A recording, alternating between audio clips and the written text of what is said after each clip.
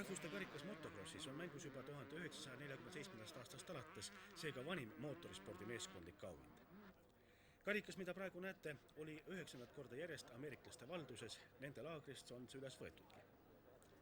Meeskondlik kross toob kohale 3 masinaklassi absoluutse tippu, üks neist teie ees, 250 tänavune maailmameister lõuna-aafriklane Greg Albertine. Eesti lülitus sellesse populaarsesse sarja Austrias Schwanenstadtis esmakordselt. Motoföderatsioonist anti võistlejatena üles 500-sel Andres Kristinov, 250-sel Aavo Leok ning 125-sel Mihkel Vaks. Varus Jüri Ruul ja Valdur Kahro. Vahetusvariant tuleb kõne alla vaid väga mõjuval põhjusel. Laupäeval toimusid treeningsõidud, kus korraga lasti rajale kõik ligi 90 võistlejat. Kitsaks tõesti ei läinud. Savine rada mäkerdas rattad kõvasti poriseks, pesta tuli vahet pidamata. Ka kummivahetus käib mehaanikutel väliolukorras libedalt.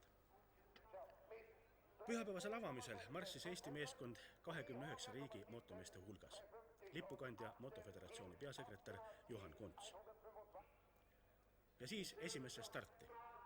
Igast riigist korraga rajal 2 võistlejat, 500 + 125, 250 + 125 ja lõpuks 500 + 250 klass. Andres Kristinovi number 76 selja taga on number 78 Mihkel Vaks. Andres sai stardist hästi minema, kuid keegi sõitis ta esimeses kurvis pikali. Esimeselt ringilt tuli ta viimast hulgas.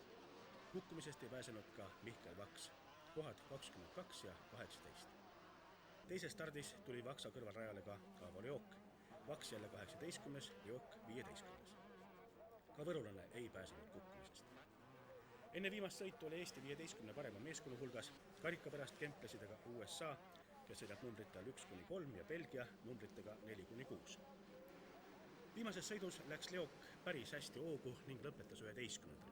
Kristinov aga 18. Tähtis oli, et mitte üheski sõidus ei tuleks katkestamist.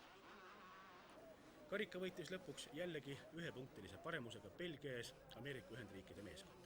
3. oli Rootsi. Eesti mahtus 16. kohale, 2 punkti võrra parematena otse meie ees Soome.